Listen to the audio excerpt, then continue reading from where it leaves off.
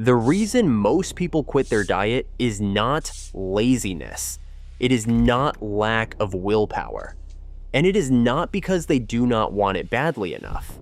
It is because nobody prepares them for what weight loss actually feels like. People tell you what to eat. They tell you how many calories to aim for. They tell you how many steps to get in. They tell you to be disciplined. But almost nobody talks about the part that makes people quit. The waiting, the discomfort, the cravings, the awkward social pressure, the emotional stuff food used to cover up. I lost weight and kept it off. And the only reason I was able to do that was because I stopped expecting the process to feel easy. Instead, I learned to expect the hard parts. So in this video, I'm breaking down 6 harsh truths about weight loss that most people are never told, and the mindset shifts that help you keep going when you feel like giving up. Let's get into it. The first harsh truth is that there is almost always a delay between your effort and your results. You can do everything right for days or even weeks. You can meal prep. You can hit your calorie target. You can walk more. You can skip the takeout. You can say no to the dessert. And the scale may still not move. Sometimes it even goes up. That is where a lot of people panic. They assume nothing is working, so they stop. Weight loss often works like ordering something online. You pay for it first. The money leaves your account. The package does not show up instantly. That does not mean it is not coming. It means it is still in transit. That is what progress often feels like. Invisible at first. The problem is that most people quit in the waiting phase. Then they start all over again. That is what keeps the process dragging out for years. So the real shift is this. Stop expecting instant proof. Start trusting repetition. Sometimes the reason it takes so long is because you keep restarting. If you stop quitting, you give the process time to work. The second harsh truth is that food may be doing more for you than feeding you. A lot of people are not just eating because they are hungry.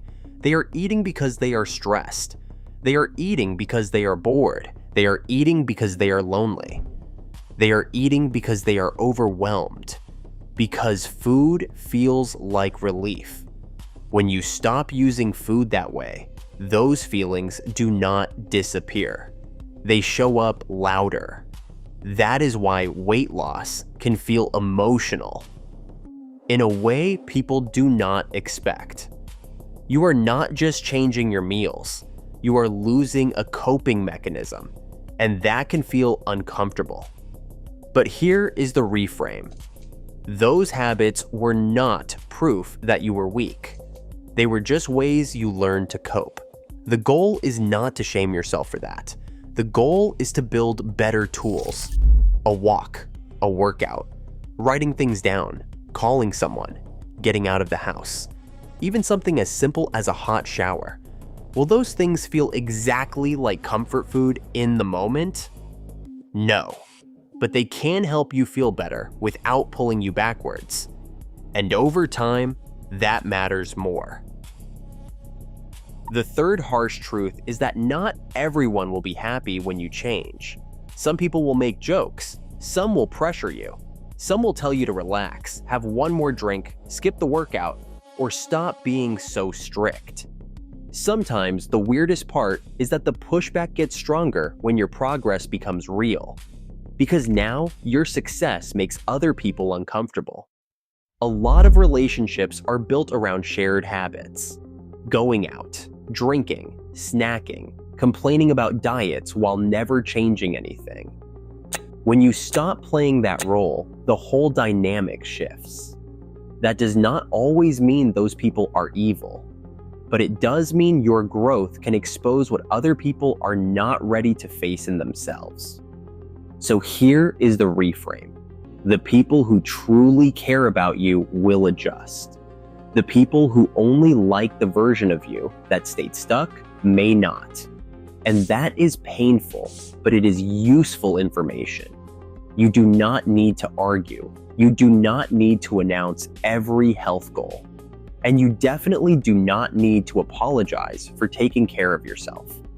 Sometimes no is enough. The fourth harsh truth is that weight loss is uncomfortable a lot of the time. Not every day, not every moment, but often enough that you need to be ready for it. You will feel hungry sometimes. You will have cravings sometimes. You will not always want to work out.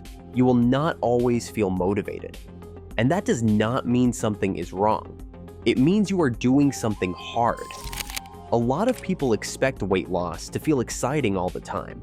Like once they start, everything will click and they will suddenly love salads, crave workouts, and float through life feeling unstoppable. That is not how it usually works. Sometimes it feels boring. Sometimes it feels repetitive. Sometimes it feels annoying. But discomfort is not danger. It is just discomfort. And once you stop treating every craving or hunger cue like an emergency, the whole process gets easier. Because then the question becomes, can I tolerate this feeling without reacting to it?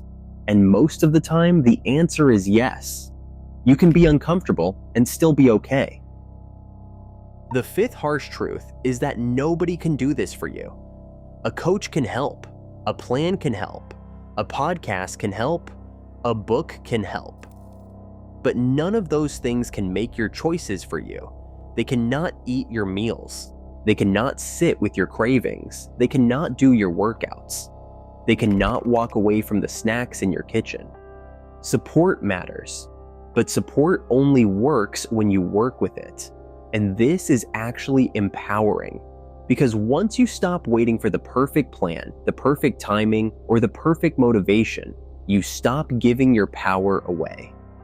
Some things in your story may not be your fault, but they are still your responsibility. And when you accept that, you stop feeling helpless. That is when progress becomes possible. The sixth harsh truth is that there is no magical finish line where you go back to your old habits and somehow keep the results.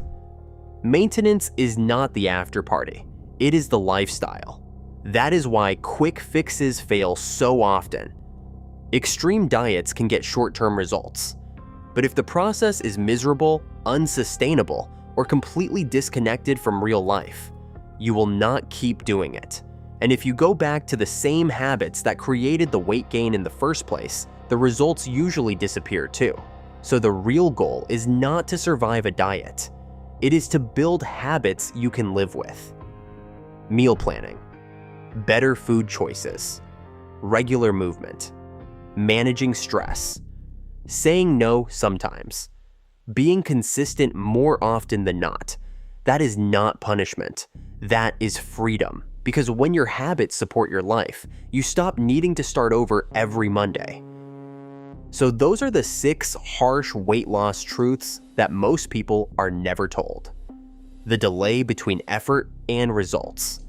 The emotional coping that food often provides. The social pressure from friends and family. The discomfort you will have to tolerate. The responsibility that ultimately falls on you. And the fact that this is a long game. These are the things that make people quit. But when you expect them, they stop feeling like proof that you are failing. They just become part of the process. And that changes everything. If you found this helpful, hit like. If you want more honest, practical health and weight loss videos without the fake hype, subscribe and turn on the bell. If one of these truths hits home for you, let me know in the comments. And remember, when it comes to diet and exercise, there are no gimmicks, just results.